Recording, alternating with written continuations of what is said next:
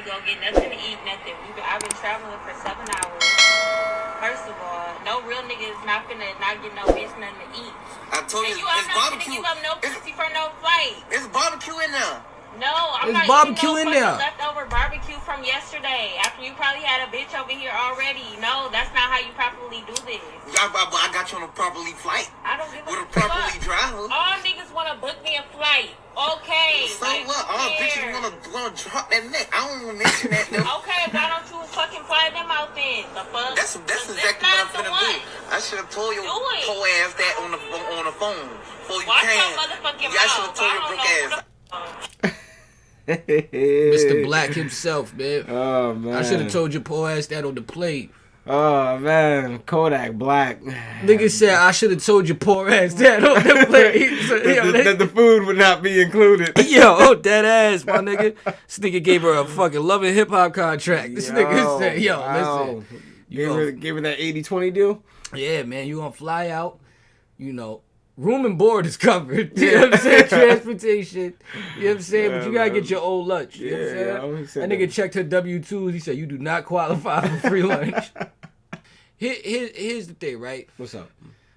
Do you feel the need to feed a girl when she comes over or when you fly her out? Like, where do you stand on that? It really depends on the scenario here. See, here's the thing. In terms of flying out, I don't really know. I can't say that I would feel responsible getting a chick fed. But if it was like under different pretenses, like, cause like at the same time, like I don't like when I go over to a chick's house, right? I don't always necessarily feel like.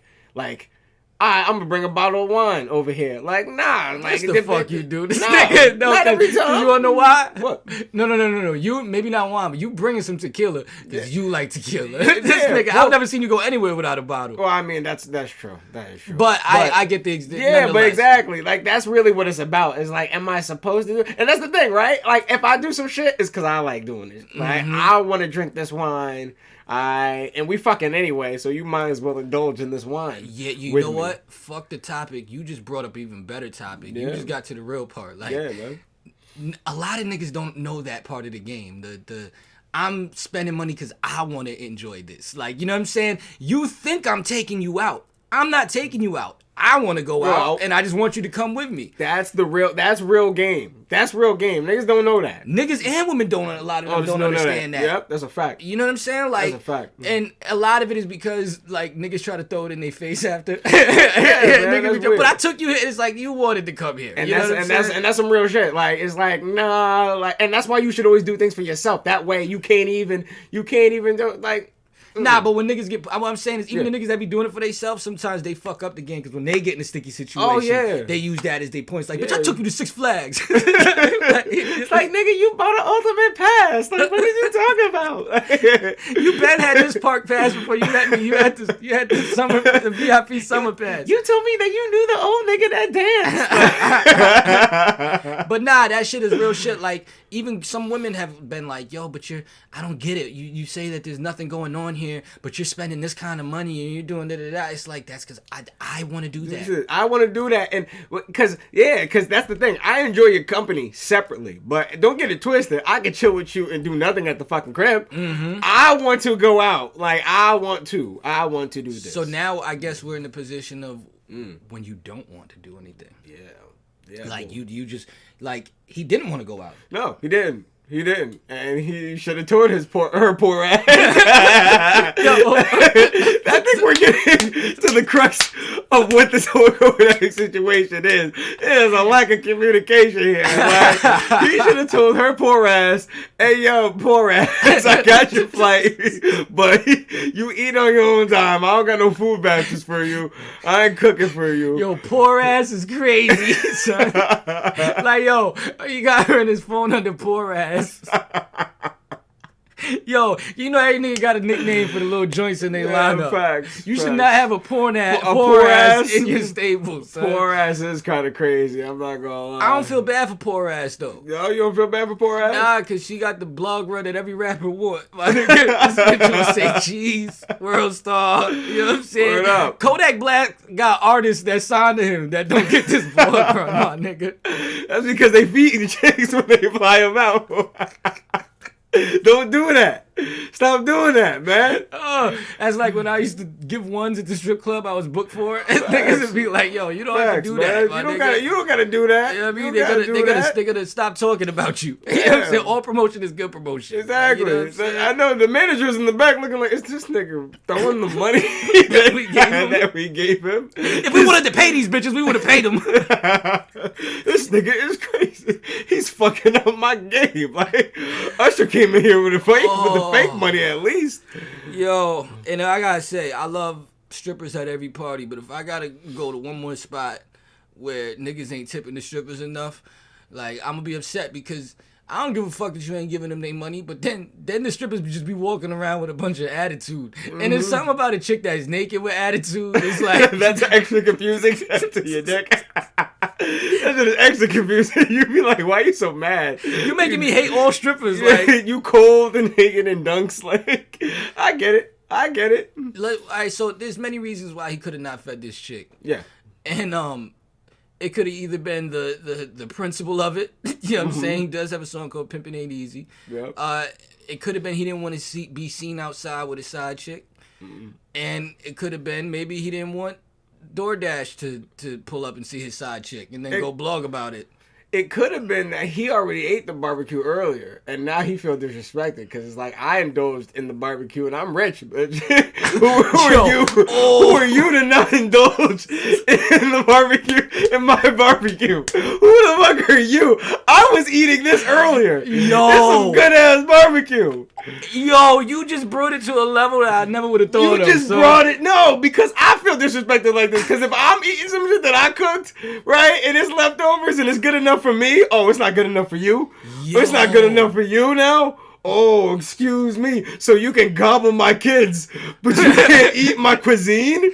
Yo, you just brought it to a perspective that I don't think anybody was bringing it to, Chris. No. Why does nobody seen it? I didn't see that. I didn't know. Look at it, but that is a great perspective. That's how I look at it. That's how I look at it sometimes. Wow. That's how I look at it sometimes. I never would have thought of it that way, son. Like, word, like, I got a rich digestive tract system. I don't care if there's lizard meat, if there's crocodile meat in here. All right? You know what I'm saying? Maybe if you ate the same way I did, you'd be more successful. You know what I'm saying? Like, you know what I mean? And that's one thing. I just think he didn't want us to be seen outside with her. If I had to pick something, because it's like, you know, the nigga, we didn't see the girl the whole video. Like, this nigga went on live for 10 minutes. Yeah. I don't even know what the girl looked like. Maybe he got catfished. I'm sure it happens enough. I'm not gonna lie. I'm sure it happens. I don't think he got catfish. You wanna know why? Why? Because ain't no nigga that refers to a girl as poor ass also walking around with a certain level of decorum to not tell the catfish she was a catfish upon arrival. He would have told her from the gate. Word. He wouldn't have been no pickup, no nothing. He would have been deaded. And there's the thing, right? It's like, this is why I love Kodak Black, because he just throws like standard in our face, in the sense of like, everybody want a hood nigga till you get a hood nigga. Everybody want a Geechee Florida nigga till you get a Geechee young Florida nigga that's gonna do some Florida nigga shit. The only difference is the level of privacy is not there. You know what I'm saying? Like I'm sure you've been through similar shit or something along these lines, and you just had the privacy of not being a celebrity for this to be put on the internet. I mean, yeah, definitely. I've definitely had the awkward moment where, you know, you're trying to get a chick out, or, you know, a chick, or even worse, a chick won't get out. Like it's worse. I found it's always worse when she doesn't want to leave. Like, yeah. When she doesn't want to leave, it's worse. Getting her out is one thing, right? Because then that shit turns into a Metal Gear mission. You know what I'm saying? Like, it should turn into Resident Evil 4. Where you gotta lead a bitch, but that, you know, turn into you dad gotta collude with your man's, like, yo, call me and say you shot. Exactly, like, please, right now, right. And then all of a sudden she's like, oh, I'm a home health aide, I should go with you because I can help apply pressure. Your women always think they can help every situation. Like, I can apply pressure to the womb. But you not qualified for this. Now you got to be extra rude, like dead ass. But you would say we were talking about this earlier. You had said something that was a real point. Is like, back to just the whole the celebrities not having, you know, privacy. Like, yeah, all of these celebrities, like, they never do anything that we haven't seen before.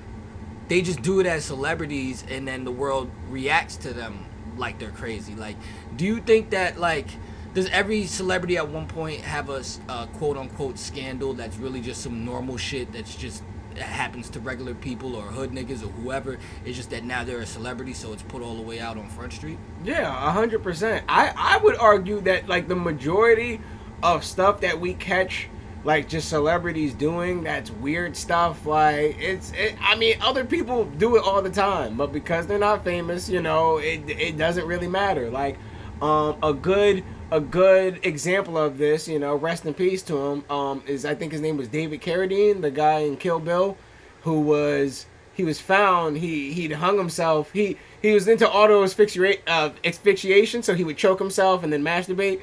And he was found dead like that. It's not like funny. Rest in peace to him. But I said, yeah. But no. I know. I'm just because I laugh. I laugh. It's okay. But it's just okay. I'm not gonna lie. It's a little funny. It's a little funny because because it's not funny because he died. It's funny because of the guy who found him. Like, who found him? Oh, someone in the hotel. Oh, you mean what? It doesn't matter who finds it. Yeah, exactly. It's gonna be funny because now, like, how do you see a guy with his dick in his hand, like hanging from some? That's kind of crazy. Like, and the body could probably be there for days because every time you open up the door, you're just like, oh. Exactly, right. And that's another thing. You don't know if he's actually alive or not. So you close the door real quick and then you gotta open up again. And that's what I'm saying. But my point is that people do shit like that all the time. Like, that's one of them things you should never try because not just the dangers of it, but it's like once you do something really good once. Oh yeah. It's like now you can never do it without jerking off, without choking yourself. And it's like that's why niggas die, because it's like, you know, every man has jerked off in a scenario where they shouldn't be jerking off, like whether it's time constraints or just other people in the house or where you are, you know what I'm saying? So if this also requires choking yourself, you know, you're bound to slip up one day. One day karma's gonna come. You know what I'm saying? One day. No pun intended. Karma's gonna come. You gonna forget the floor was slippery that day. You know what I'm saying? And now it's over for you. But I mean, is it possible to have a private life as a celebrity? Like, who's the most private celebrity you know? The most private celebrity I would think is maybe like Keanu Reeves. That nigga, man, he need to go back to being private. Are you going to see the new John Wick? Yeah, I'm gonna go see the new John Wick, man. I need that, man. I'm like, yo, honestly, bro, I need that. I don't understand how all these niggas are still dying over that dog. Like, we on part 4 right now. Like, I love my dog, but I don't know if I got 3 sequels in me, bro. Right? Bro, you didn't see part 3? Like, the dog had like little pups, and then he killed the pups. At that point, I'll be like, my nigga, why you leaving your dog so unattended, my nigga? What's going on with these dogs that they can just get taken out so easily? I feel like the future of that franchise is just like him getting different pets. They just pull up and snap his lizard neck. But then he jumped out the window and it's like, God damn it. Nah, yo, son, I ain't gonna lie. Yo, son. That shit looked like the worst movie ever when I looked at the preview. Man. I was like, yo, get this shit the fuck out. Because first off, right? Yeah. Like, you know what's dope about the John Wick movie? I've only seen the first one. You know what's dope about that? Is the nigga barely talked. He just showed, not told. You know what I'm saying? Like, it's just all the action. You know, Keanu Reeves, he does a lot of he does actual tactical training for these movies. There's mad footage coming out of him, like, training with real Marines. Like, this nigga's learning how to hold the weapons different and do all this shit to the point where it's like, we start putting this nigga on the pedestal, and then you forget that this nigga cannot talk at all to save his fucking life. I seen him deliver a line in that preview that I was like, yo, bro, This nigga is I don't even, what's the proper word for retarded now? Whatever. Remedial. This nigga's on the spectrum. This nigga is on the spectrum, son. Cause like, yo, bro, no funny shit. It's like, yo, I was feeling it, and then this nigga said something, and I was like, yo, Keanu Reeves is fucking stupid. Like, he can't talk. And the thing about it, right, is like, this is the preview, and that line was bad. And you know the preview, they picked the best shit. That's the best part of the. So I can only assume the rest of the movie, like, his speaking skills are just terrible. Like you know what I'm saying? Like, unless he killing somebody, like, any dialogue in that film is gonna be bad. And then they got Lawrence Fishburne in the fucking preview. Was he in the other movies? I don't think so. No. I'm like, yo, I understand they did The Matrix together, but like, Lawrence Fishburne is that man is a legend. You know what I'm saying? Man. Like, does he really need to be in John Wick 4? Like, we can't get Lawrence Fishburne a better role. I was about to say, can we get his daughter instead? Like, yo, does Hollywood sleep on Lawrence Fishburne or like? Yes, definitely. I feel like Lawrence Fishburne, like Brendan Fraser, like all these people have been blacklisted. All these people have been blacklisted. Brendan fucking Fraser. Yo, son, you just reminded me. This is what I wanted to bring up too. Yeah. Fucking this nigga, son. We haven't seen this nigga in a movie since Mummy 3, which is the movie that you chewed the ticket up for and spit it at me. Yeah, I regret nothing. Like that fall from grace was so crazy for Brendan Fraser that you had adolescent black teenagers ripping your movie tickets up with their teeth, chewing it and spitting it at their friends. Yep. That's how bad your last movie was. They got this nigga coming back, son, right? And I seen the preview. The name of the movie is Whale. Right? And it's by A24, you know, that film studio. No. And yo, bro, I kid you not, I don't know what the fuck this movie is about from the preview, son. This nigga, yo, first off, it's mad just black screens with writing on it saying shit like, Brendan Fraser is making a comeback. And then it fades out and then cross dissolves into like dramatic shots of Brendan Fraser.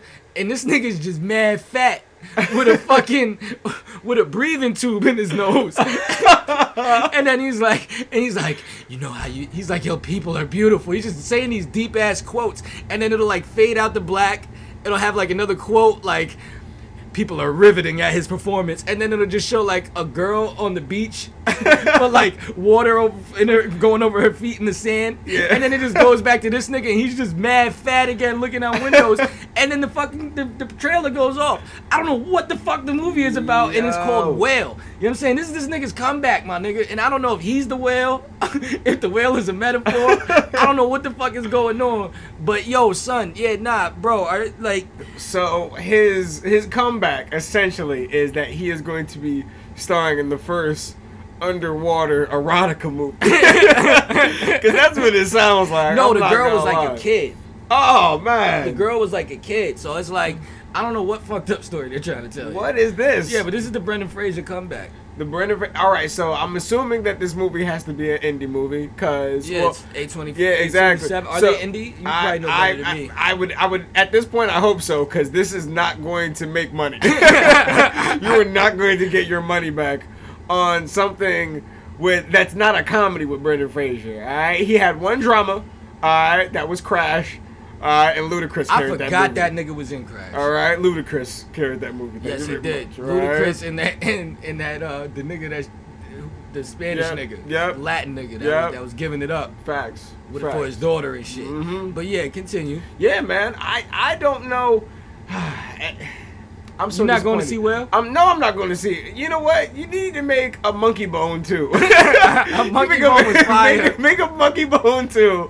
All right, make a Bedazzled too. All right, I mean Elizabeth Hurley. Nigga, make Airheads too. Nigga. Yeah, something. Airheads was fire. Oh yeah. Airheads wow. was fucking fire. I love that movie. Yeah, that shit was one of the most fire movies. Yeah, son, fucking Brendan Fraser, my nigga. They doing all our heroes dirty. Like none of our we got the worst like celebrities. Like as far as like how they age. Like you know what I'm saying? Like from our generations, like none of them niggas went out good. Like no, at all. Like Snoop Dogg is an anomaly. Like you know what I'm saying? Facts. What about who else? What about Wasp versus Ant-Man? You gonna see that, Wasp Mr. Marvel? Mr. Marvel? I didn't see Wakanda Forever. I'm not gonna see that shit either. I wasn't gonna see it because my man Chadwick wasn't in it. Alright, he wasn't in it, and my man Daniel Kaluuya wasn't in it. He wasn't in it either. You want him to digitally put what's his name in it? What? They want him to digitally put Chadwick in it. You better pull a motherfucking what they did in the Mandalorian. They put that nigga Luke Skywalker's face digitally on another nigga. It looked cool. He acted like that for the whole movie? Who? The nigga that they put Luke Skywalker No. It was only at the end of the episode. No. Oh, all right. No, because they have the funeral in the movie anyway. So it's like, you don't gotta do it the whole movie. Just so like how'd he die in the movie if he had the funeral? He was. They gave that man Wakandian AIDS, bro. You believe that? And you dead ass? I'm dead ass. I'm dead ass. No, they didn't. Yes, they did. They gave this man Wakandian AIDS. No, they didn't. It's stronger than regular African AIDS. I need to see this in writing. It's Wakandian AIDS. Yo, you dead ass? I'm so serious. The AIDS like crossbred with vibranium to make Wakanda. I'm kidding. Yo, bro, I'm about to get so tight. Yo, you was about to see. Yo, bro, I was about to give a tick. I'm like, now because it's Africa, it gotta be AIDS. That's what we doing now. Oh shit! And you know me, I'll be ready to blame us. I was like, that's what y'all get for trying to call it, act like Wakanda was Wu-Tang and shit. You know what I'm saying? Like, oh, Wakanda forever. Them niggas. You said we should have froze Stan Lee. Y'all niggas didn't want to listen. You're talking about it wasn't worth the budget. Or y'all can freeze Walt Disney, but you can't freeze Stan Lee. Like Walt Disney and his racist ass characters. You know what I'm saying? But we can't freeze fucking Stan Lee. Like, at least just try. Like, let's just freeze the nigga. Exactly. Give it a chance, man. Give it a chance, yo, bro. the day they start unfreezing niggas and them niggas just fall out the little shit, that, like, niggas gonna be all sick, bro. I hope I'm alive for that day. Just to see, just for that flop out them fucking, Walt Disney gonna shatter. That nigga been frozen so long. That nigga gonna fucking shatter. But nah, Mr. Marvel, you going to see Wasp vs. Ant-Man? Yo, Wasp vs. Ant-Man? Yeah, you already know. I'm seeing anything with Paul Rudd. Shout out to Paul Rudd. I'm seeing anything with Paul Rudd. Low key, I'm a huge Paul Rudd fan. And I stand by that, right? Yo, Paul Rudd is like... Son. Paul Rudd is like the Vince Vaughn we wanted. Yes, yes. He's like, yo, he can take all Vince Vaughn Paul Rudd is like, he's like the stoner dad, and he's not a stoner anymore, but he knows that his son is. But it's like, so he doesn't really say anything, but he's just like, all right, you know, just checking in. You know how I feel, man. I feel like Marvel is just gonna shit on film and until you buy it and eat it. And they're not gonna give a fuck, because it's like, listen, I love comic books, but like the fact that Ant-Man vs. Wasp could get a budget is crazy to me. Like, you know what I'm saying? Like, you know what I mean? Right? Like, y'all gonna get the budget to eat. Like, y'all just doing shit now. At this point, like, do them niggas not own Daredevil no more? Nah, they do, but they don't know what to do with that blind nigga. Like, come on, son. Like, yo, I wanna see a real movie go down again in Hell's Kitchen. Like, you know what I'm saying? Yeah, like, oh, fuck, I wanna watch Wasp vs. Ant-Man. Yeah, that nigga was in She-Hulk for like one episode.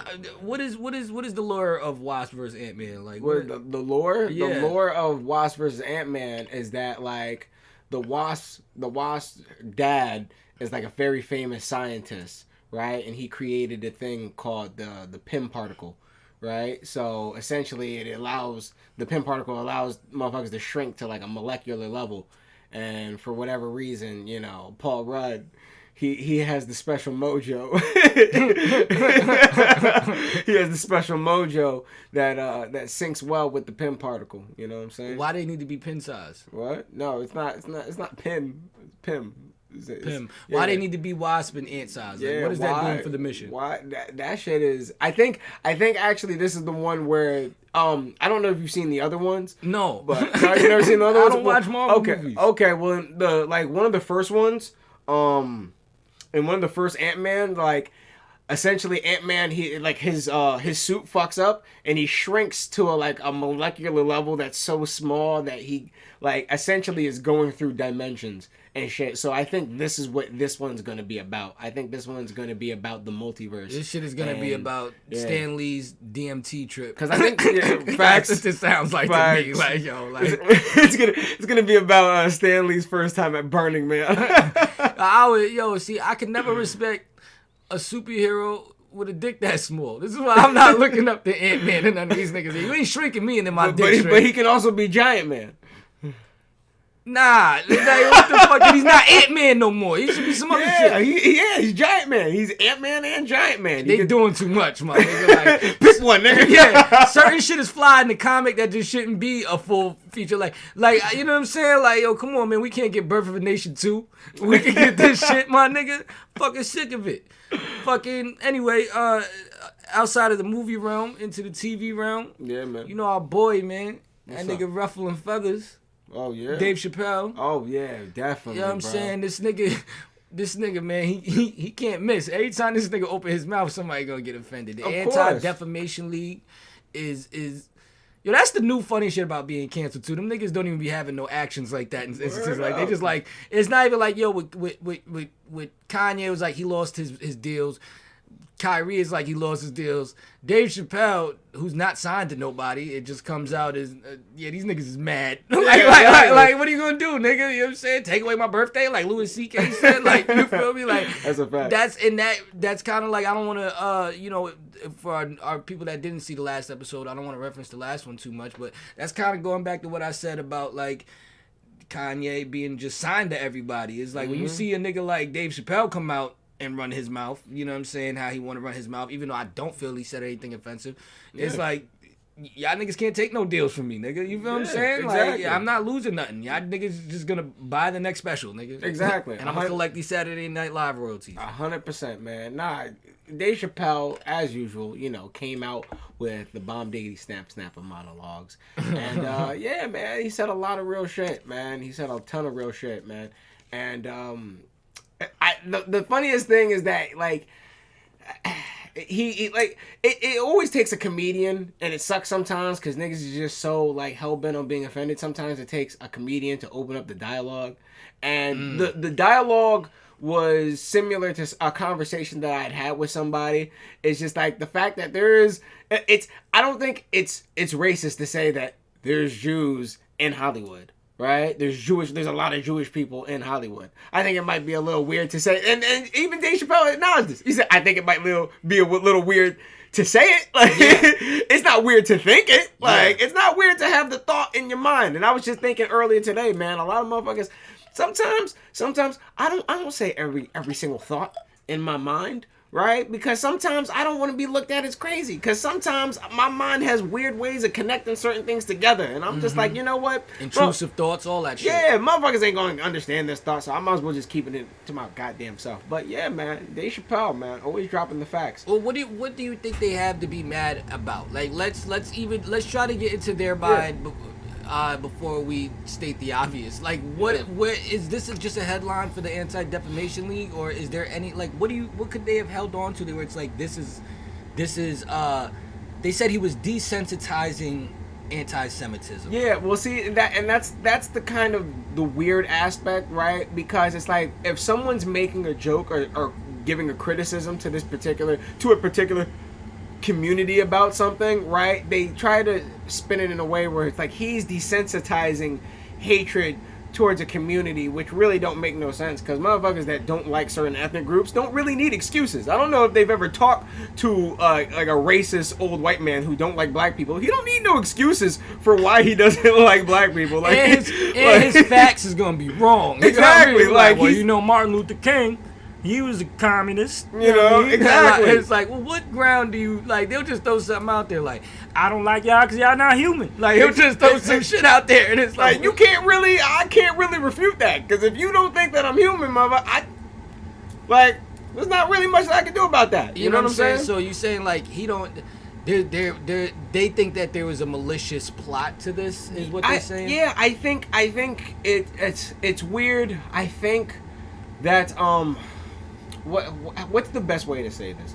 I think that they're trying to use any type of criticism or any type of, or even just like, not even necessarily a criticism, just something that you necessarily notice. Like, it can be a coincidence that you notice, and any type of coincidence, like, you know what I'm saying? And he made the point too. It's like, all right, there's a bunch of black people in Ferguson. You know what I'm saying? That doesn't necessarily mean like that we own the spot, right? You know what I'm saying? Yeah. Like, and it's the same thing for Jewish people in entertainment. There is a lot of Jewish people in entertainment. Does that mean that they have a cabal in entertainment? No, nigga. Like, I think you summed that up to, if for me to even keep commenting on it, I would just basically be repeating you. So like, I'm gonna take it to another spot in this. I couldn't help but when I was watching this shit feel like, okay, Dave Chappelle has transcended comedian at this point. He's like our Dick Gregory in a sense. Like, he's our, before all the bullshit, Bill Cosby, in the sense of like, he's no longer just a comedian, he's a black voice. To the point where it's like, when something happens, we kind of want to know what he thinks as blacks. Like, he kind of brought his Ja Rule joke to life for himself in a sense, which is ironic. The "Where's Ja?" It's like, I don't know, maybe just as a nigga that's a big Dave Chappelle fan, I always kind of find myself like, well, what does Dave Chappelle think about this? You know what I mean? Do you like, I feel like this is one of the first times I saw him walk with that charisma or do his stand up with that knowing in him. Like it seemed like that was carried in his aura. Like they even said he's now hosted SNL more times than Eddie Murphy. This being his third time. I feel like he had kind of like a black spokesperson swagger to him, and where like he also can't be bought. And I think he has the power to wear that. Do you get that same vibe, or where do you think he's at right now? I mean, yeah, in terms of like great black speakers and great orators, you know, he's definitely at the top right now. I mean, the thing that makes Dave Chappelle so brilliant is that he has a way of being able to take things that are very complex and make them digestible to people who may not necessarily understand or be a part of that particular culture. They may not understand, you know, exactly his examples or where they're coming from. You know, he comes from, you know, the DC area in the 80s, you know what I'm saying, where there was mad crack and crime, and he's able to break that kind of down. When you grow up in that, and this is something that I you know, see with my parents, and I know you probably see it with your parents too. Like it's a certain level of self-awareness that I feel like a lot of our generation lacks, mainly because of the fact that a lot of, especially our generation and Gen Z too, because, you know, we've been, you know, so used to being on the internet and stuff, and on the internet, life can kind of be fabricated. And when everybody has to be outside and everybody just got beepers, there's more real life that happens. And when there's more real life that happens, it's it's so much exactly. It's so much easier to see life for how it really is and be able to break it down and explain it to other people. That's a great way to put that. That is a great way to put that, because it's like you're forced to be more observant. Yeah, you are. There's less to tune you out. Exactly. There's less distraction. And there's less personal distraction too, because remember, even in that time, niggas was walking down the street listening to music, but they listening with their boombox. So which causes more of a community interaction. Exactly. And here's another thing too that's important, because Dave Chappelle he's always said, like, I don't think Kanye is crazy, right? And you also got to understand, there's a lot of people that don't think Kanye is crazy. Most of the people who think that Kanye is like crazy, like, they aren't the people who have grown up in 80s around crackheads. Like, that's not them. They're the people who have grown up a little bit more isolated. And that's the same thing. Because it's like, I think that, like, just like Dave Chappelle said, he might be mentally unwell. Like, he might be unwell, right? He might be stressed out. He might be unwell. But do I think he's crazy? No. Because I've seen actual crazy people in the hood. I've seen people in the hood, you know, sitting there, peeing and drinking their pee as it comes out of them. You know, that kind of brings it even back to the Kodak thing that we were saying. In like, yo, a lot, like, we're not seeing celebrities do things that we don't see normal people do. They just have a different light on them. You know, definitely. I think that the Dave Chappelle thing is them being upset is a headline thing. I think that now, because I'm gonna be honest, I didn't know there was an anti-defamation league until this. And what the fuck is an anti-defamation league? What do y'all niggas like, the Justice League? What the niggas fuck? gonna hop out and start putting niggas in headlocks? Yeah, man. Do y'all have a fucking headquarters or something? Or do y'all niggas meet at a round table or something? Like, how exactly does that even work? Yeah, I've never. Do y'all just send emails and meet up? Anti-Defamation League sounds like a really bad straight edge hardcore band. Like, yeah, we're the Anti-Defamation League. Yeah. I can't help but feel that now a lot of cancel culture is being used as marketing. I think like now canceling someone allows you to get your name in the headline. Same as when we saw Goodwill say they're not accepting Yeezys, even though nobody was bringing Yeezys to Goodwill. They were selling them online for triple the price.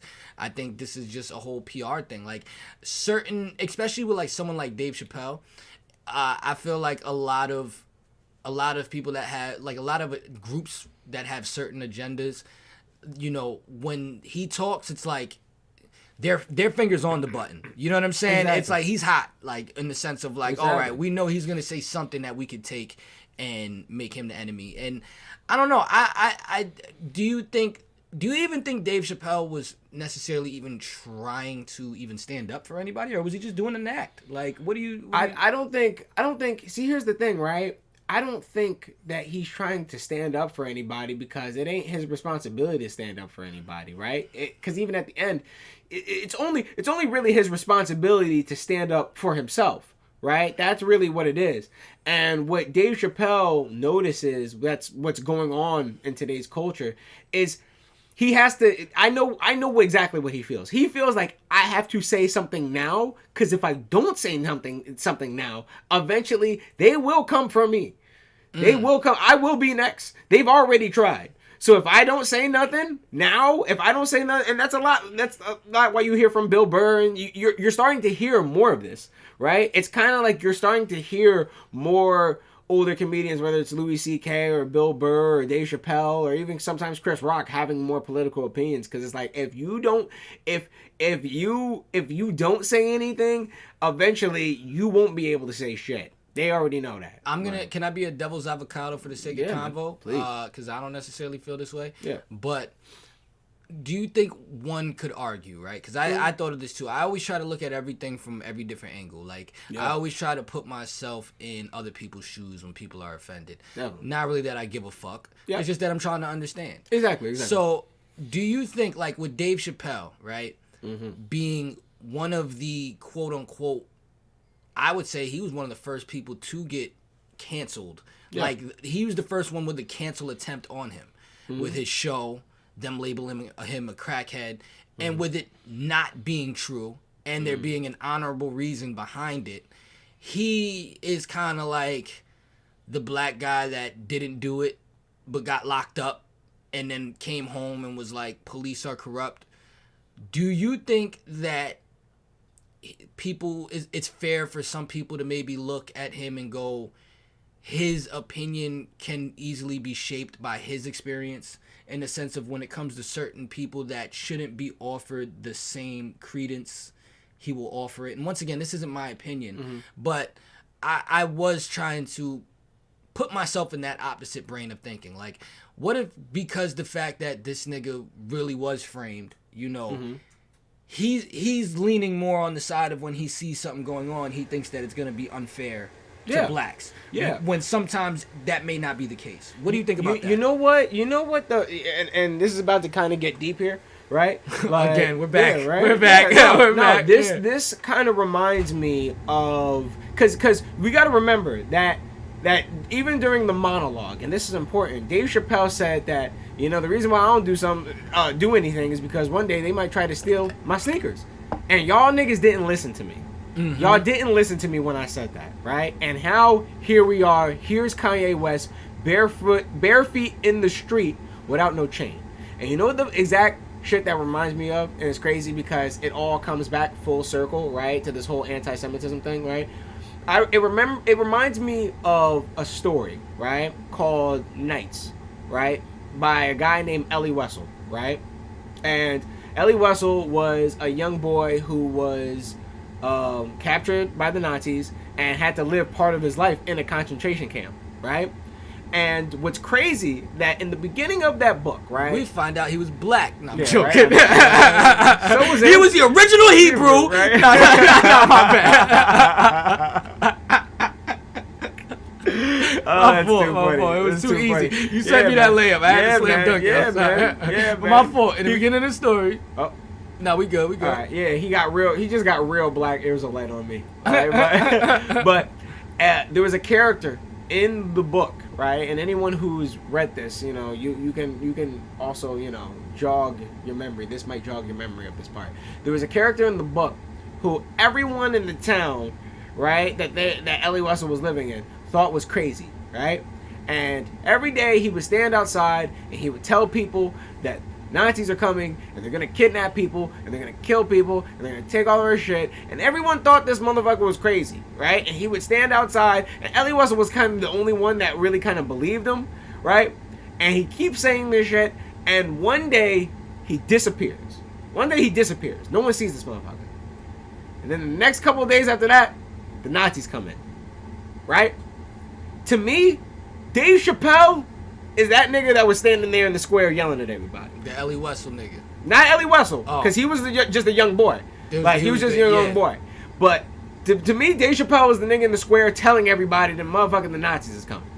That is true. That's who Dave Chappelle to me is right now, and nobody fucking listens.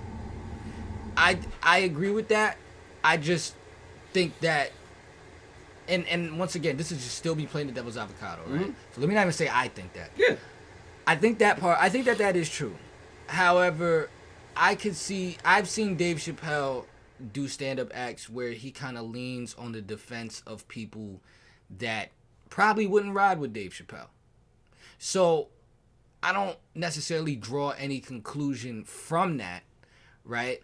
I'm just saying that I think the argument from another side and another mind could still say, well, the fact that happens to him, he thinks it's happening to everybody. You know what I mean? Because, like, I don't necessarily agree with that, but I do think that, you know, if I had to put an opinion on that, if I had to voice my opinion on it, first off, it's comedy, so, you know, joke about it. Like, we shouldn't take it that serious. It is comedy. Yeah. But also, I think Dave Chappelle too generous to some of these niggas.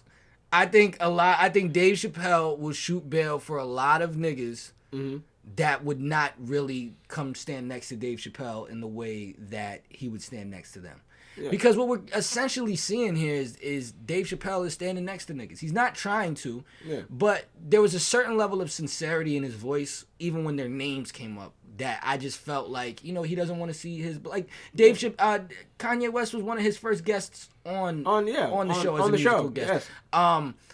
I can imagine Kyrie Irving and Dave Chappelle have probably crossed paths many a time to where I don't know. I think Dave Chappelle will bail a lot of niggas out that still kept their Netflix subscription when he was telling y'all niggas not to, or the HBO and was still watching the Chappelle show when he was asking on the boycott. And I guess that just comes with being, you know. Does that come with being a black voice, that you're gonna ride for niggas that ain't gonna ride for you, or do you even agree with the fact that he's too generous? I kind of I hope I didn't lay that out too confusing, but I'm just keeping it real right based on what I've seen from Dave Chappelle. Like, Dave Chappelle is the type of person who looks at things like he looks at things through his own bias and tries to break them down so they can be as impartial as they possibly can. Like, during the monologue when he said, like, after Trump won, the Democrats were a sore loser, and that made me feel bad as a Democrat. Like, he's able to see something and recognize that something's kind of shitty, and still be like, you know what, maybe we should give this nigga a chance, right? Because it's like he is because he was one of, and to that point, right?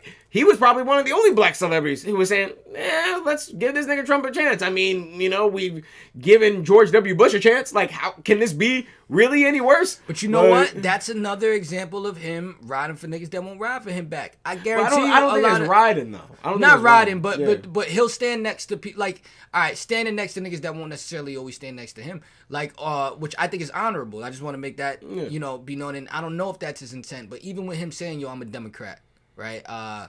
As a Democrat, I felt this, like, he's still involving, he's not separating himself from the group. But I guarantee you, not saying they were right or wrong or whatever the case may be, because although I could say they're wrong in the Anti-Defamation League and the people that are offended are wrong in this particular case, I don't want to speak for a whole every time niggas have been mad at Dave Chappelle, because it's happened so much that I would have to go by a case-by-case basis.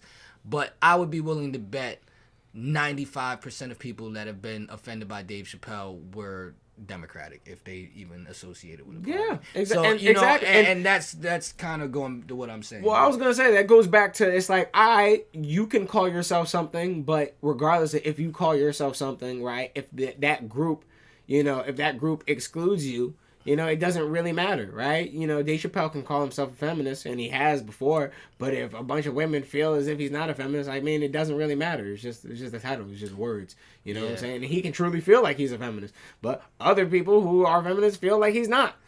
That's why all these titles and shit really don't mean anything. Like, Democrat, Republican, none of these shits really mean anything. Like, all in all, you know, I love the monologue. Yeah. I loved it. I always love when Dave Chappelle puts a monologue out. I love when he's on Chappelle's show. I mean, when he's on SNL, because it basically becomes like an episode of Chappelle's show, because he brings back all his characters. I enjoyed it. I don't think he said nothing crazy. I don't think there was nothing really there to be offended about. That's my stance on it. No. I think at this point in time, people just look for stuff to be offended about. I mean, Dave Chappelle is one of the greatest comedians of all damn time. Yeah. And he has a way of just breaking down things to a digestible way to where everyone can kind of see. You can kind of see the wizard behind the curtain, if you will. You know what I'm saying? You can kind of see how the Wizard of Oz works. I think our generation enjoys seeing Dave Chappelle's career unfold more than any other generation could ever understand. Because I think we were the youngest generation to be able to watch the Chappelle Show come out every week, understand the jokes, find them funny, come to school laughing about it, like, because we were young as fuck during that time. Definitely. So I would find it hard to believe that any generation beneath us was watching that, because we weren't even really supposed to be watching it. You know what I mean? And to see him starting out from just the Chappelle Show and, like, if you knew, you knew, to then becoming, I'm going to go on the ledge and say a voice of the black people. It's crazy. It's one of the craziest things I've ever seen in my lifetime, as far as, like, started from the bottom, now we here. You know what I'm saying? Especially, like, the honorableness, like, his level of honor in that road, too, you know? I don't consider necessarily Dave Chappelle a voice for the black people, because as a black person, I'm not going to put all my faith in a person, especially who is an entertainer. Like, that's just me personally, like, because, you know, I actually look up to a bunch of black leaders. But I will say this, like, as a person who is an entertainer, he has definitely done the most to kind of, to just voice his opinion. Like, you know, he's also going to his own, like, political town square and has spoken at his town square about the projects that are being built. So I don't even look at him as a voice just for black people. He is a person who understands what truth is, and he understands that at the end of the day, and this is a lot of his comedy, at the end of the day, people are going to feel this way anyway. So it's like, we might as well say this shit, and we might as well make a joke about it. We might as well laugh. Like, we might as well laugh. Like, cut all the bull crap. Cut all the bullshit. For real. He's like the martyr of comedians, I would say. Yeah, definitely. I don't really know anybody else that's stepping on the ledge like he is, taking the shots that come with it, and is still funny. You know, like, a lot of niggas could just, and that's the thing, is, like, he's not just going out there saying, Jew, trans, fuck, faggot, bitch, nigger. Like, he's making sense out of what he's saying, to the point where it's like, all right, we can still find the humor in these things. You know what I'm saying? Like, he's not just being edgy for the sake of being edgy. You know what I'm saying? Yeah. Definitely. Like, so I think, like, his edge has a point. I don't think there's a better comedian in the game than Dave Chappelle right now. I don't think we've seen one in our lifetime. Have we? No. I really can't. I can't. Definitely like, not. I love a bunch. There's a bunch of comedians that I love. There's a bunch of newer comedians that I love. There's a bunch of younger comedians that I love. But no one, at least in this generation, has been able to break down just the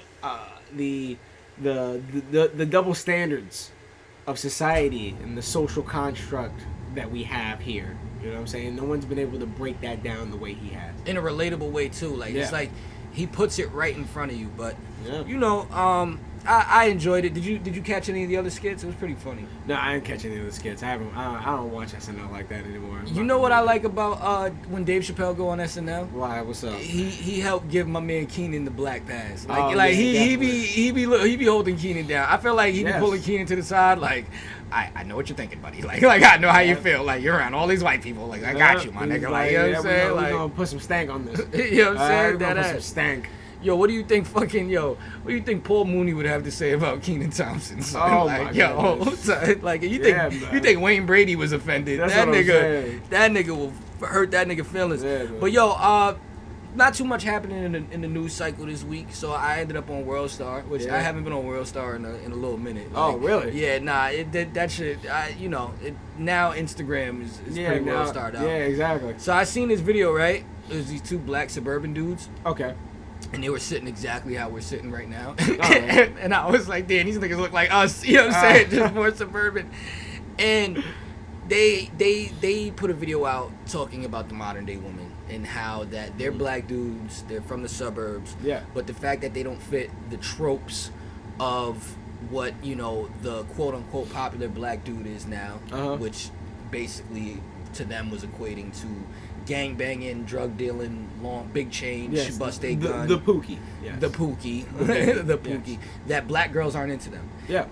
And that they only date white and Spanish women because they date what likes them. Mm-hmm. Yeah. They went out on the ledge and said that black women are not attracted to men that don't fit that hood stereotype. What do you think about that? I disagree, but I mean, listen. All right, just for the context here, I am a different type of individual. I've had weird. I was just telling Bachi before this. Oh, I'm sorry. I was just telling Frank before this. I've had very weird experiences with women my entire life. I've had women grab my hand and put it on their titty. And this was a black girl. I was there. Exactly. So my experience isn't necessarily everybody's experience. So it's hard for me to actually judge. To say that black girls just in general like just the hood dude.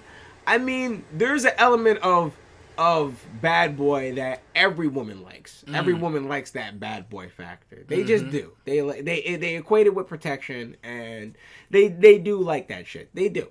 But I've never been the most hood nigga ever. And any circle that I've ever been in, I've never been the most hood nigga. So the fact that that these guys are having problems with women, I say is probably because these niggas don't have game.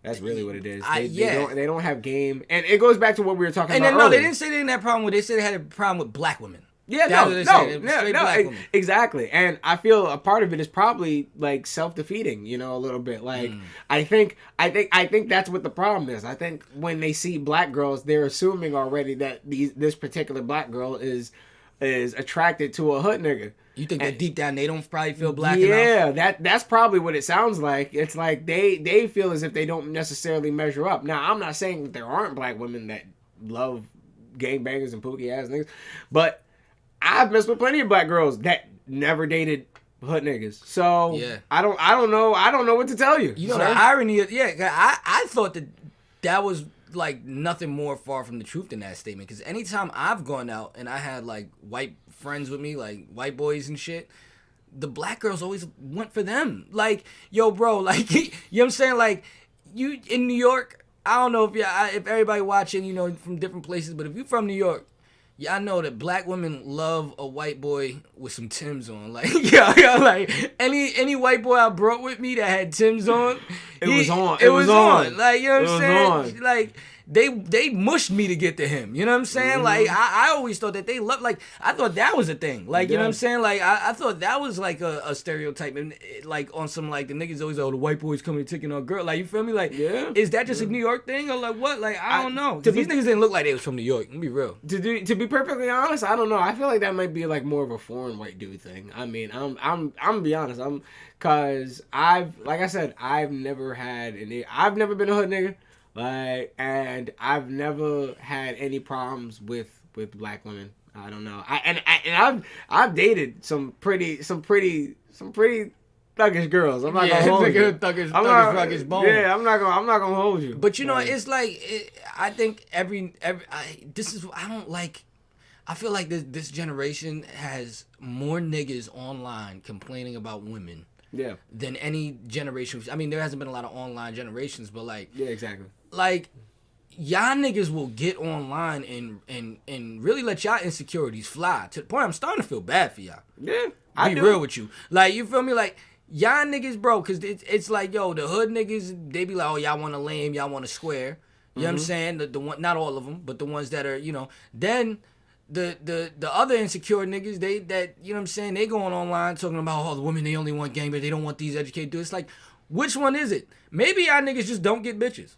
Maybe the niggas that, like, yo, I've never gotten pussy and then felt the need a day later to go online and complain about the pussy I wasn't getting. Yeah, I mean, to be perfectly honest, it's really, that's really what it is. It's really a lack of confidence thing. A lot of men nowadays, I was just saying this to a girl, a lot of men nowadays lack confidence. They lack like I'm in the gym all the time, and guys ask me, it's just like, yo, man, how do I spit game to girls? Like, how do you do it? And I'm like, all right, so first thing you do when it comes to talking to women, like, you know what I'm saying? Call her poor ass. Yeah, call her poor ass. Make her eat leftovers. If the bitch don't eat leftovers, she's not a wife. She's not a wife. If she don't eat my leftovers, that's offending me. But nah, this is my mama chicken. Shit good. But yeah, man. What's the first step that he said? The first step. Yo, now hold on. Yeah. I can't just let bro. I'm about to just let this story rock. Yeah. The fact, this nigga Chris be in the gym giving dating advice. Yeah. Yo, all right. So look, this is the scenario. Chris in the gym. You know what I'm saying? This nigga's by the bench. You know, always be like 3-4 niggas by the bench. You know, y'all be taking turns. In between, he's coaching a young adolescent man on spitting game on bitches. What's step one, son? Yo, step one is just like, yo, at the end of the day, she's just a girl, bro. Talk to her like a normal. Stop thinking that there's some secret magic password that you gotta say to her that's gonna unlock her pussy. Like, there's not. It's either she likes you. If there was a password, then what would it be? Yeah, cash or credit. Now that is a sure way to get some pussy. I ain't gonna lie. That is a sure way to get some pussy. So step one, cash or credit. She's just a girl. And, Yeah. and I'm gonna let you get to step two, but I want to build on that real quick. Yeah. I think a lot of y'all niggas' problems is that y'all looking at her like she just a walking vagina. Like, yo, bro, she got a heartbeat, a brain. Like, you know what I'm saying? Yeah, bro. Like, y'all niggas just look at them as like they're just pussy, and then it puts y'all in this crazy fucking mindset to where it's like y'all don't even say hi. Mm-hmm. That's a you know what I'm saying? Y'all niggas will talk to niggas faster than you'll talk to a girl. Facts. Straight up. What's Facts. step two, son? Step two is at some point, bro, you gotta let her know that you're attracted to her and you're not trying to be just her friend. Like, that's another thing that you niggas be doing too much. Like, you don't be letting girls know that you're trying to fuck them. Like, you don't have to, and you don't have to say, yo, shorty, I'm trying to fuck you. That's yo. I'm trying to fuck you. You don't have to say that. Like, it's really not. Yo, these niggas be playing the long-term you game, be playing son. long-term games, trying to get the vagina when you can just let a girl know, hey, listen, I think that we would have a great time if we went out, and then maybe, you know, that nightcap would be extra spectacular because you with me. That's just like that. Yeah, and then she gonna be curious. Oh, really? When you? Yeah, I was about to say, newsflash, she's not gonna be offended. I think a lot of niggas think that the woman, because you know what? The last time they asked the girl out or showed affection was when girls was still saying we had cooties and shit, and that shit done traumatized them for life. You know what I'm saying? Said, hell, nigga, you got boogers in your head. Like, only time you should be nervous to ask a girl out or let a girl know that you like her is when you got another girl. You know what I'm saying? Like, yo, you gotta go check her friends list first and make sure y'all ain't got too many mutual followers. And you shouldn't even feel bad if the other girl ain't acting right. That's what you supposed to do. How you even got enough nut in you to do this right now? You know what I'm saying? She's supposed to be draining that nut out you before you leave the house. You're supposed to be fed and nutted out. You're supposed to look at other women with disgust. Yeah, get away from me. You've been in the crib getting pussy on dates and you go outside and then every other girl just like nasty, right? You're disgusting. Get away from me. I got nothing for you. Put your heel back in them Uggs, Facts, Yeah, she not gonna fight you, nigga. Like, yo, just let her know. Like, yo, honestly, they love that shit. They love that shit. There's nothing more than they love being. Have you ever been offered? Nah, you ever been offered pussy and been mad about it? I don't give a fuck how ugly she was. Like, she could be crazy. She could look like fucking Jabba the Hutt. Yep. You just gonna be like, well, she did offer me some pussy. Then you gonna feel good.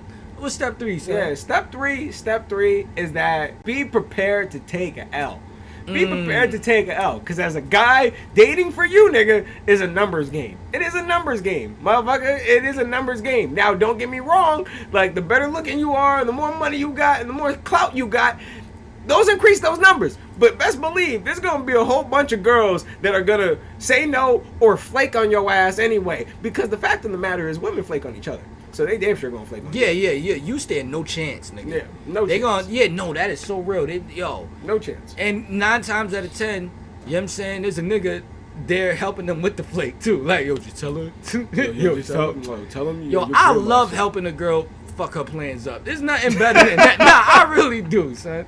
I love helping a girl fuck her plans up. Man. Yo, I'm not gonna lie, it's man fun. Playing sabotage for a girl, and she's supposed to go out with her girlfriends, and she's like, I don't really want to go. I'm like, yo, this is what you said. This is what you said. This is what you said. Like, yo, nah, you just feed a wedge behind him. Like, ain't she the one that always be commenting on your outfits when you come out? Like, you don't even like her anyway. Like, yo, niggas are ruining the fucking. This is why. And then we turn around and be like, why you ain't got no friends? What the fuck you want to be around me? You subliminally corrupted all my friendships, nigga. Fuck out of here.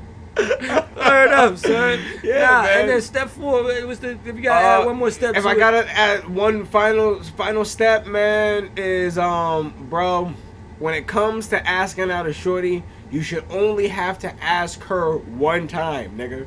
One time. She remember you ass, nigga. One time, bro. Ask her one time. If she really want to go out with you, my nigga, she will make the time. She will open up her motherfucking schedule to fit you in it.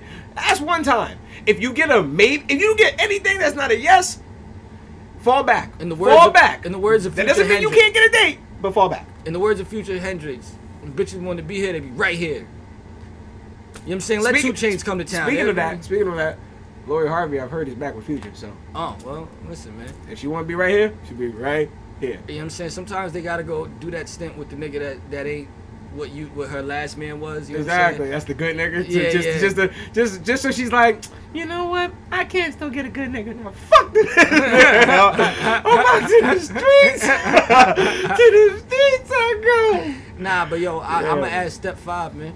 Yeah. Don't be afraid to steal. That's how yo listen, man.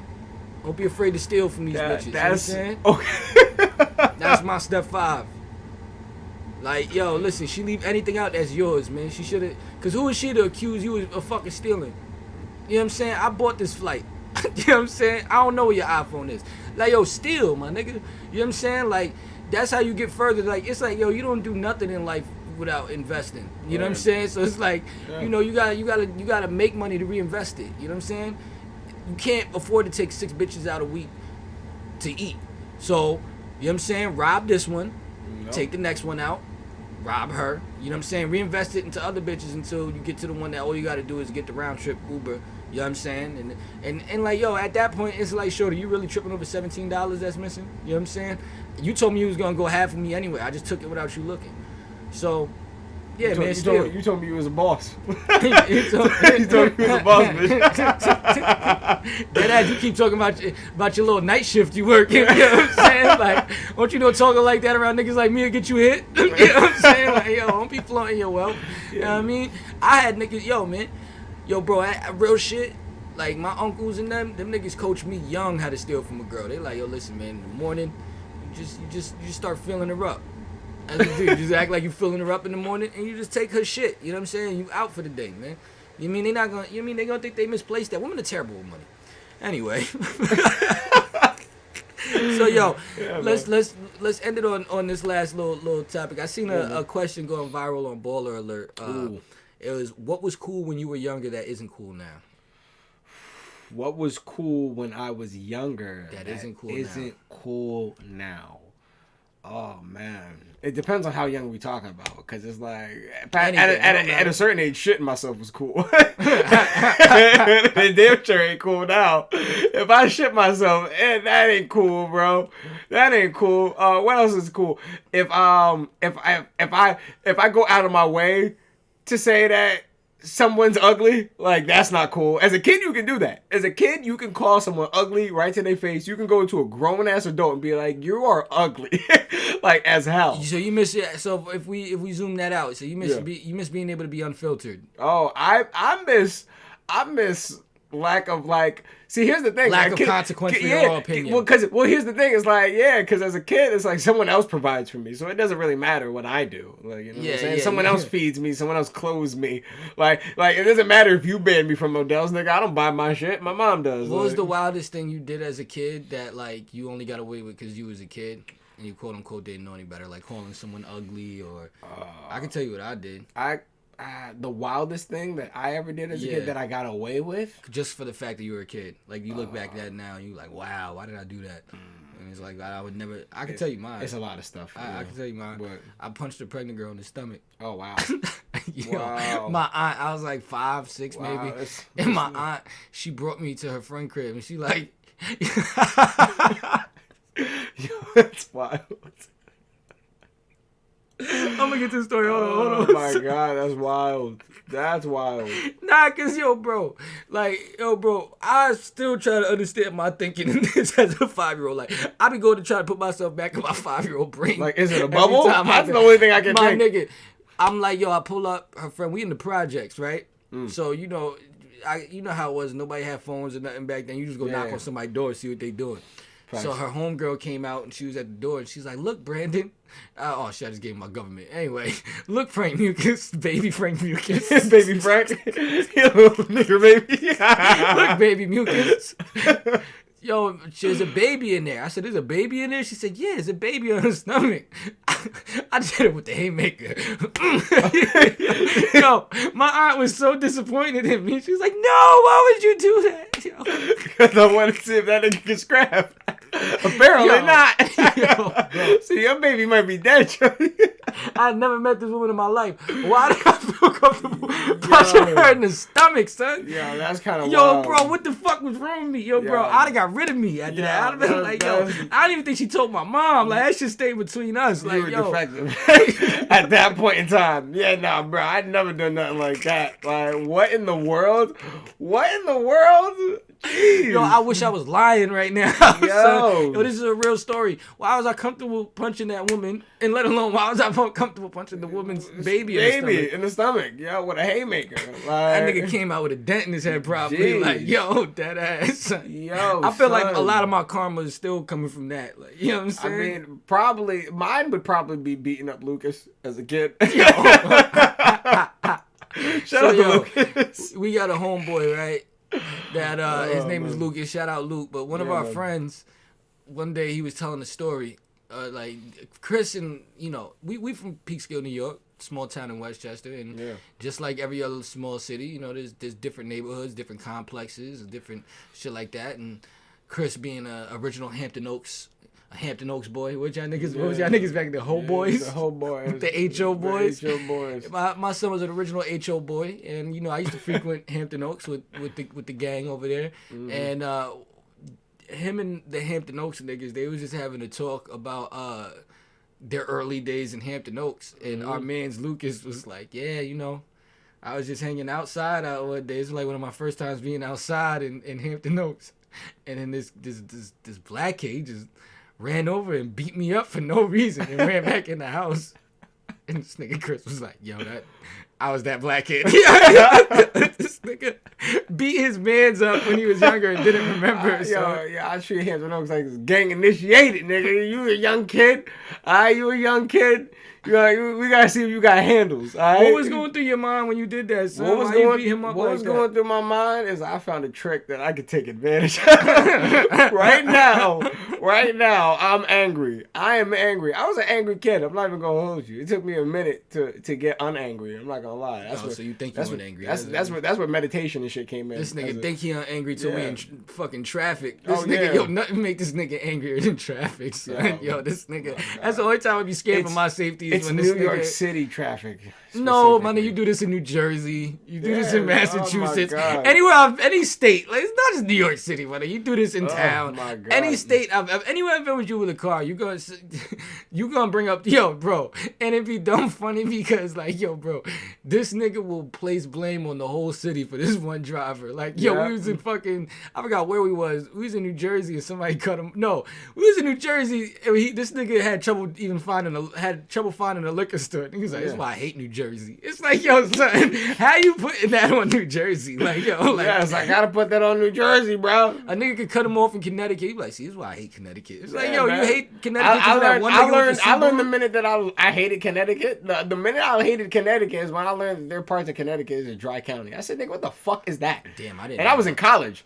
And when you in college, that's all you do is do drugs and drink. So it's like niggas say, "Oh yeah, this is a dry county." I said, "What the fuck is that dry county?" It's we don't sell alcohol. No, that was only in like Salt Lake City, Utah. No, nigga, no. It's not just in Amish country. I've never been random spots in Connecticut. I've never been to them parts of Connecticut. Yeah, good. I think one thing that was cool when I was young that's not cool now is fucking shopping malls.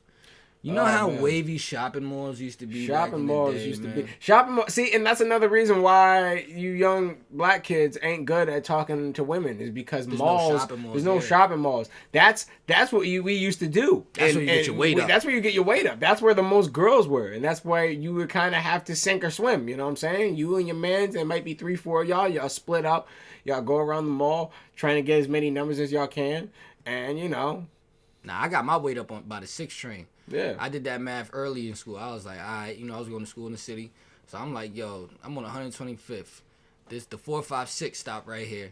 Mm-hmm. I'm like, yo, it's like every time it stops, 50 people come out the train, 20 of them being girls. All I got to do is like pick one. Like this shit was like, yo, the 125th subway station was like New York City ghetto speed dating, my nigga. Like, this shit was like speed dating in the hood. Like, you know what I'm saying? It's like, all right, nigga, you know what I'm saying? Just keep trying. And I would just stand there for hours. And it's like the flavor of love. Yo, every day I ended up, if not hooking up with a John, spending a day with a John, you know what I'm saying? Yeah. Every fucking day, man. I mean, probability, yo. This is why every nigga that you meet from, like, New York City or just, city areas of New York, anyone that has access to New York City, like, if they was outside, they got like 100 bodies. Like, you know what I'm saying about now.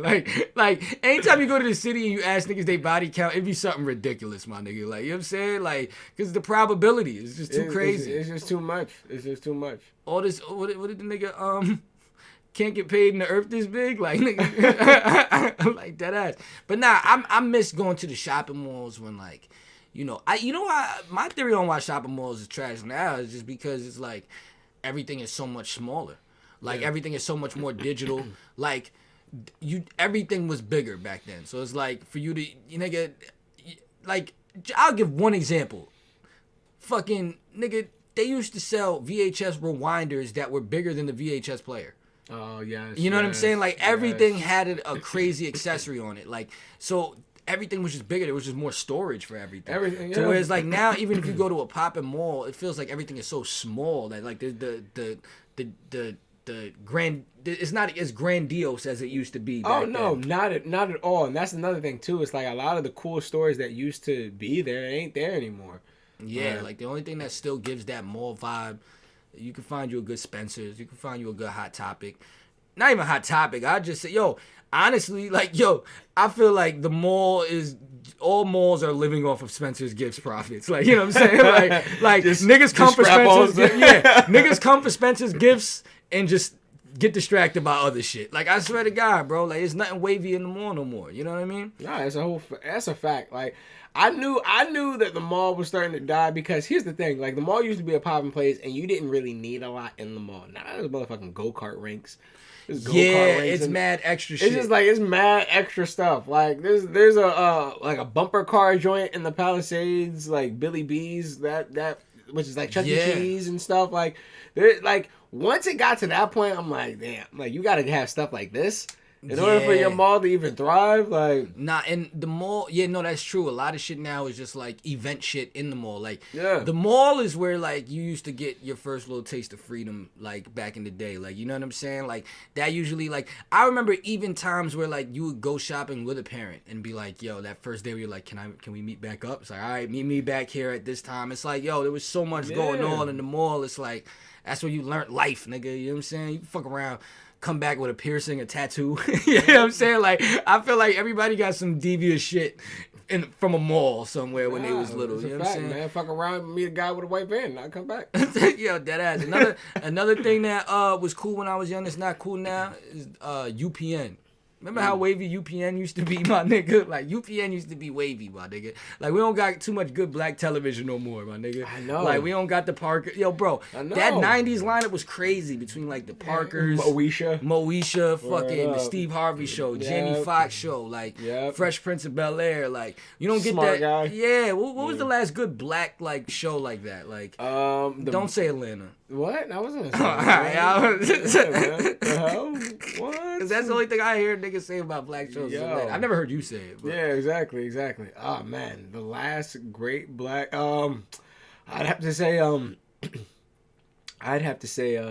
OG with the last OG with Tracy Morgan. Yeah, you didn't see that coming, did you? Nah. You know, my wife and kids was fire. I honestly think like now it's like black people can't get a show without crack attached to it. We only get BMF, we get Snowfall, Power. Like if ain't no crack, like yo, newsflash, niggas don't even be smoking crack like that no more. Like ain't nobody getting rich off crack no more. They taking it back to the 80s. They like, yo, that's crazy. How many black shows that are coming out now start in the 80s? It's on some like, yo, nigga, like, if y'all not about to be talking about the worst period of y'all trajectory, we don't want it, my nigga. Yeah. You know what I'm saying? Like, I want a fucking series about 2003 Dipset, nigga. Give me a triumphant story, nigga. O2G unit, like, nigga, give me a series on Ja Rule before 50 came out. Like, yo, can we go back to the time when black people was triumphant, my nigga? Like, I think we're getting more and more there, right? Because it's like we just recently had like the Wu-Tang show, like, you know, which took place in the late 80s, the early 90s, you know what I'm saying? So it's like I think we're getting the older these. That's what I'm noticing. Like, all right, because I seen a commercial with what was it? I think it might have been 2 Live Crew. And he was selling, what is it, like Doritos or some shit? And what I realized is that white people are hypocrites. But here's the thing. What I realized is that as these niggas get older, alright, that licensing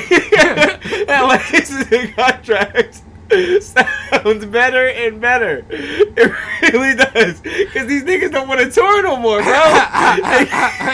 Their bones can't handle the drugs. They can't.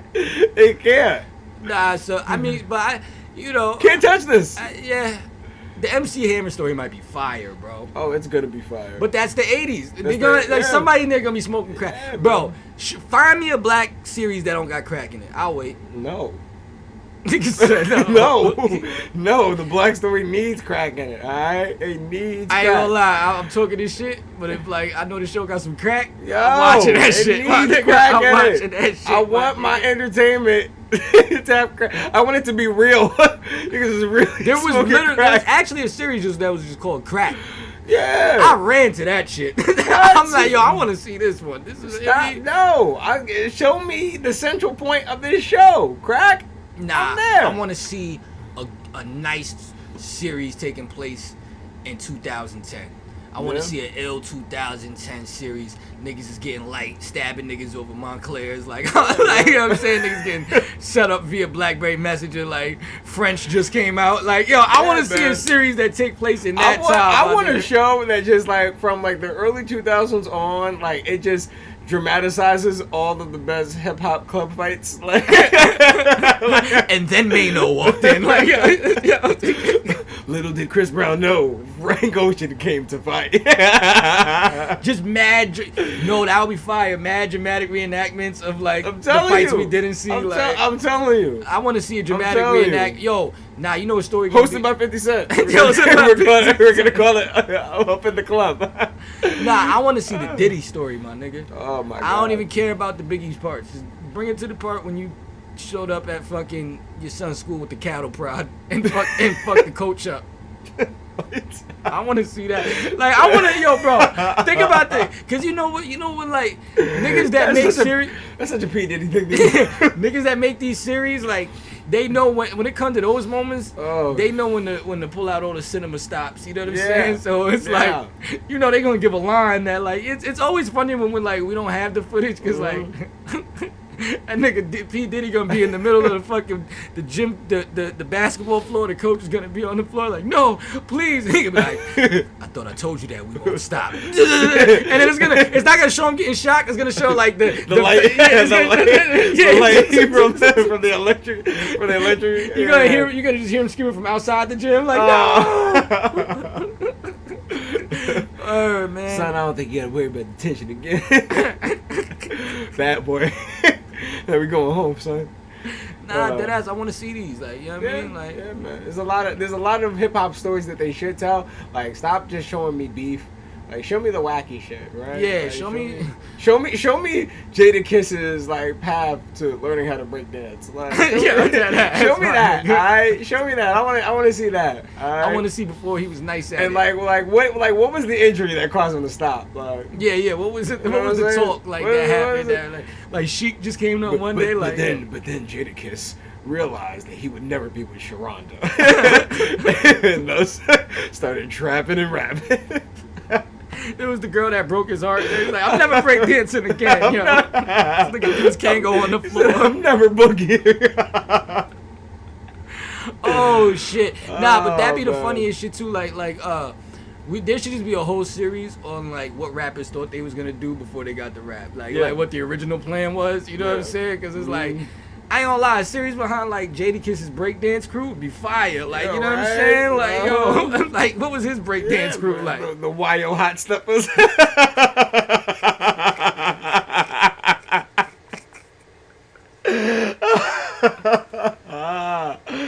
Oh shit! Shout out to the Al Qaeda debaters. The Al Qaeda invaders. The Al Qaeda invaders.